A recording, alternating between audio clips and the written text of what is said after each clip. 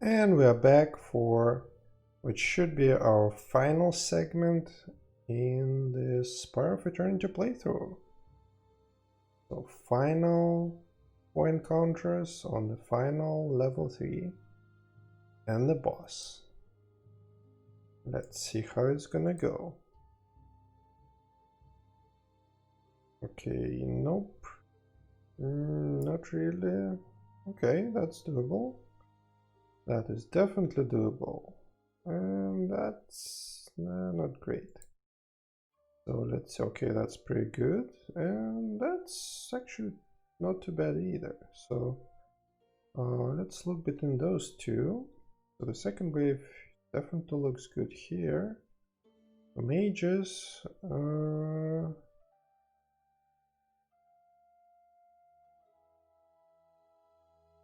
that's not too bad for the light range either. Those guys are not great against light range, the light melee specialists. What about the first one? Is okay, 3 comparables, 2 weak. But here we have 5 weak. I actually tend to think we should go light range, because our first encounter, well, that's when we're gonna crush them. And for the second one, yeah, we're still gonna do pretty well.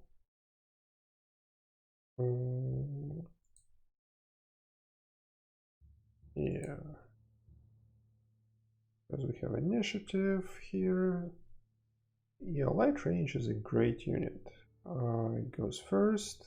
If it's boosted sufficiently, then, well, yeah, if it's boosted sufficiently, then the enemy units is not gonna go, because if you're dead, you don't have your turn. That's just how it goes. So let's just see, should we go? It's pretty even setup, so we can go with the Dreads. The second encounter would be better with the Dreads. The first wave. The first wave would be better with the Wardens. Okay. Again, realistically, it doesn't really matter. Well, how about that? I think, well, we certainly have used several Wardens. Why don't we go with the Dreads?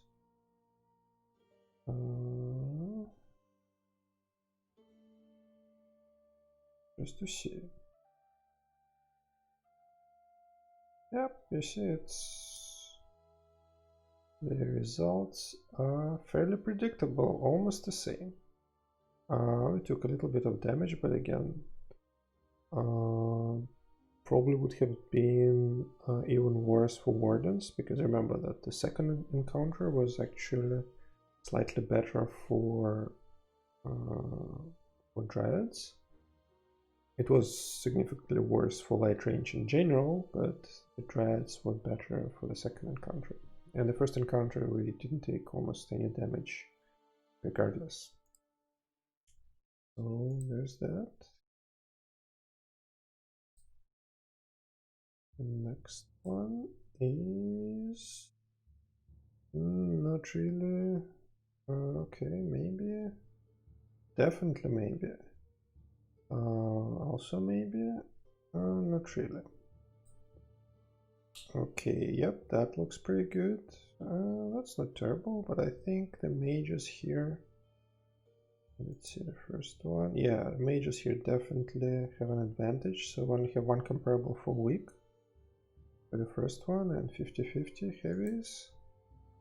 This one we have 2 comparables and just a tad overweight on the heavy range. So we'll go with the Banshees, and yeah, let's try the Banshees. I think we haven't tried them yet this time. And alright, not too shabby, and boom. Okay, well, that happens. But overall, not too bad, considering we are only 2 encounters away from the final boss. And here's our 5 hours of time boosts. And that's our last 6 good encounter in this Spire. And last 2 wave encounters. So okay, maybe not really, not really. That's maybe, and that's definitely maybe. So let's see. Yeah, that's not great. Nope. Yeah. Okay, that is pretty good, but that is even better. Okay, I think it all points towards light melee. Again, not a big fan. Okay, this one would point to Cerberus. And the first one, 50-50, yeah, so this time around we'll go with our Sinister Cerberus. Yeah, we're having a good mix of units that we've been using on this run, so that's good. That's also quite common. So let's go. Okay, not too bad. Again, as I said, that's the thing with light melee. They don't have the damage boosts, and even if they did, they're just gonna take damage. That's pretty much unavoidable with light melee. That's why I'm not a big fan of using these units if I can avoid it. But in this case, well, I couldn't really avoid it. And here's our second one. Again, not too bad. There's certainly more losses than we would see in some other encounters when we would go with, let's say, light range or boosted mages or something like that against no counter units, but hey, that's not too bad. And right in before, here is our final boss. And just for kicks, so let's just click in there. You see, that's the 8 good encounter. Let me just quickly bring up my negotiation overlay, like so, and here you can see, here's the chances of getting this encounter using diplomatic approach in 3 turns. That's less than 20%. So that means on average you will need to have more than 5 attempts with those amounts of goods and each offer to get it right. In 3 turns. So, and again, as we all know and have seen before, on average doesn't mean much. That means you can go, in this case, even twice as long without hitting it in 3 turns. That would be pretty damn expensive. So that's why extra diamond turns, 1 or maybe even 2, definitely good value on this particular encounter. Or even better, well, we'll find out what's better, fighting. So let's see if what I just said is indeed true, and if we can do a good value fight here without overstretching ourselves here. Alright, so 3 waves, massive squad sizes, but hey, okay, that's not a good option for this wave. Nope. Okay, that's acceptable. That is definitely acceptable, and that's pretty decent too. So okay, so let's look at this 3. Okay, that is excellent. That is actually excellent. That is might be doable.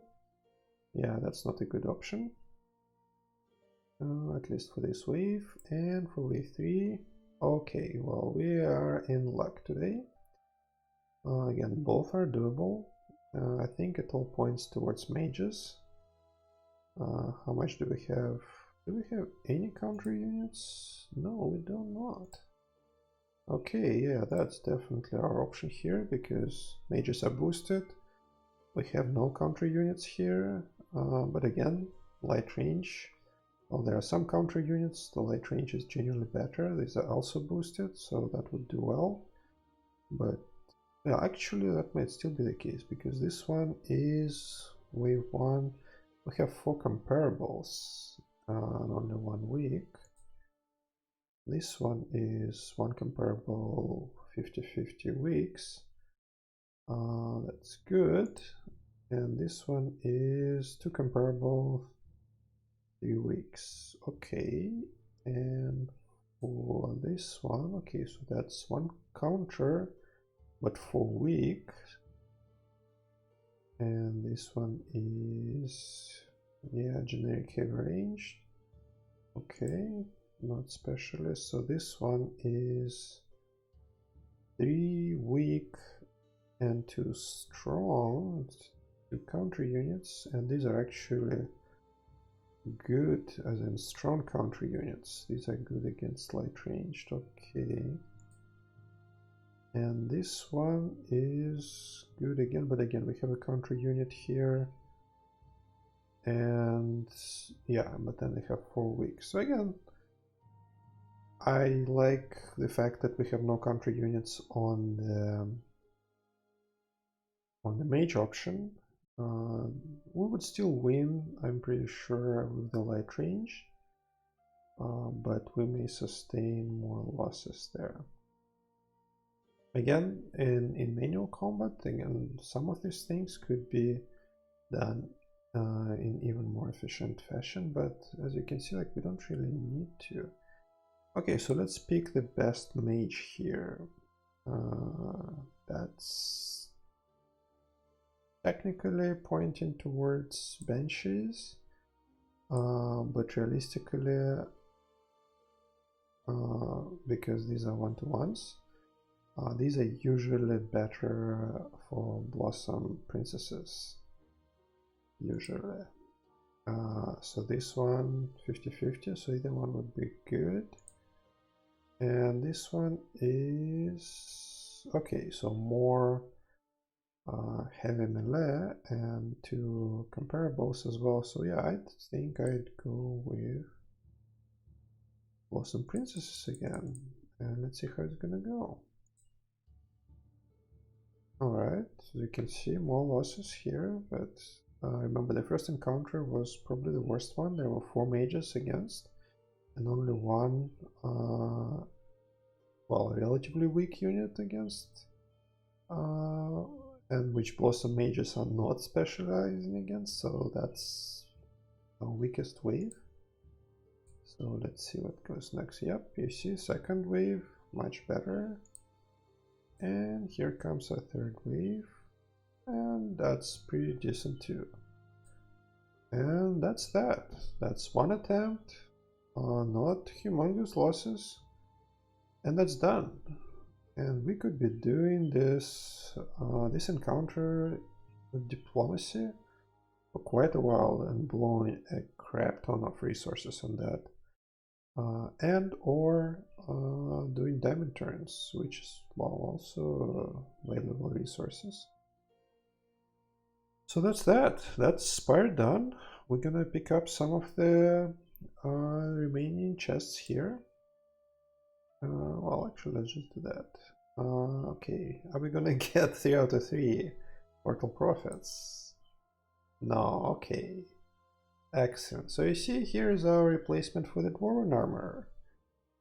So I placed one in before this Spire fighting, and we've got another one, so that's great. Actually, out of all the options in this boss chest, that's probably the most attractive one to me. So you see, sometimes you actually get something useful out of that. And then we have a usual chest here. Okay, 5 hours. I'll take that, not too bad. And another regular one. And another 15 hours. Nice. So that's that. As you can see, as with the matchups, at least what we've had here, that is a much easier proposition than fighting all the way through and blowing a crap ton of resources. Now, in before, you would think that that's always the case. No, I'd say that in this particular case we probably had slightly easier run than you can expect on average. The thing with the Spire, they have different matchups. They're not quite the same, at least not on the same schedule as tournaments. In tournaments, basically, you know that the difficulty is cycling. So the scroll tournaments is kind of the same difficulty every 9 weeks, and you know when it's going to come. And yeah, that's how they cycle. The Spire, week over week, you will get different encounters, and sometimes they're tougher, sometimes they're easier than sort of on average. It's really just luck of the draw. So this time around, I have to say that, no, I mean, it's fairly easy to see that we didn't really have any really tough encounters. But realistically, I mean, with the setup that we have here, that's not far off from my averages. Probably the biggest difference and the bigger problems what you would have in fighting, even though sometimes you would really have crappy matchups, especially in 3 waves, then let's say you have decent matchups for 2 waves, which would be entirely opposite of the 3rd wave. And that's where you kind of like either you sustain very heavy losses, you may just lose outright, or you have to switch to negotiation, which is expensive, but maybe not as expensive as blowing the crap ton of troops on that. So yeah, but probably the bigger determinant of how well you're gonna do in the Spire, at least if kind of doing the similar things what I have done here, is really availability of your boosts. So if you, well, first of all, I mean, let's say my Ancient Wonder levels are certainly not the highest ever. There are plenty of people who have higher Ancient Wonder levels from the military perspective. So all other things being the same, they would have better better chances, better time in fighting the Spire, especially level 3, than what I had here, which was not too bad to begin with. If somebody doesn't have the Fire Phoenix, well, that's going to be a big deal, because that's 50% of extra damage for every single unit that you field. That's very important. That's a big difference. My, again, damage boost Ancient Wonder levels are certainly not high by any standards. I have decently upgraded health boosts in Martial Monastery. Again, not super high, but pretty decent. But I think the biggest determinant of how well you're gonna do, outside of just purely random matchups that you may get better or worse every time around, is how many and which expiring building boosts you're able to field. So probably the biggest issue, well, not so much issues, but the heaviest losses were in the weeks when the Spire would be relatively easy. Something like Steel, for instance, Steel week for the tournaments, basically where you genuinely don't need to put as many or all the kinds of boosts for the tournaments, and because I genuinely benchmark all my expiring buildings to the tournaments, that means the Spire run during those weeks are kind of handicapped in a way, because you don't have as many boosts, and that means your losses, if you get the crappy matchups, are going to be higher. And that's pretty much exactly what happened, and sometimes in quite a significant way. On the other hand, in the tough tournaments, like as I said, around that time, then I pretty much put up as much as I can realistically put up, then the Spire run during those weeks, kind of like, yeah, well, that works great. And that becomes a balancing act. So you just put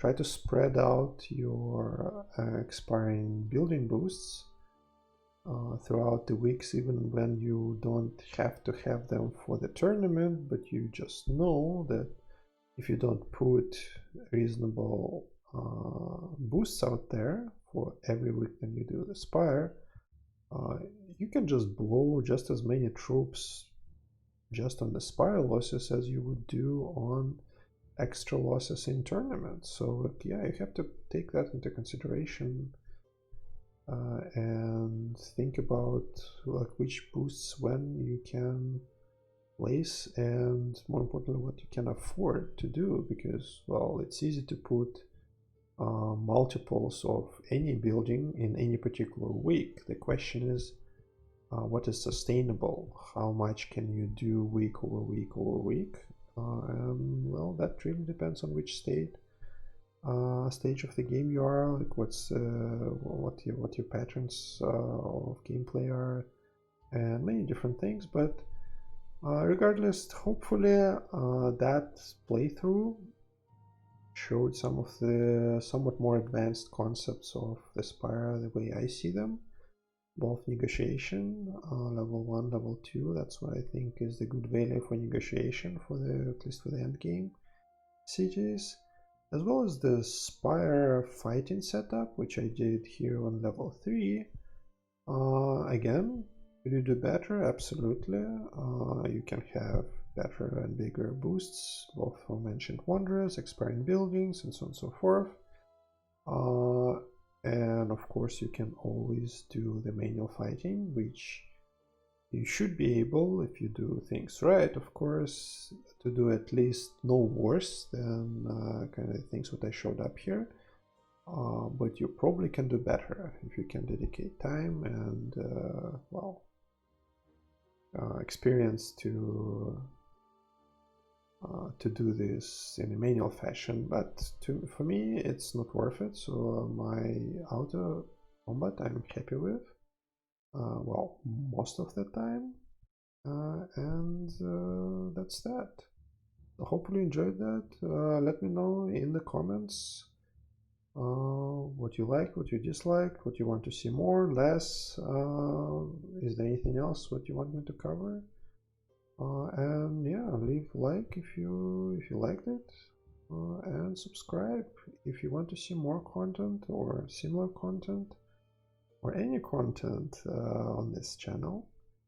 And hopefully I'll see you next time. See ya.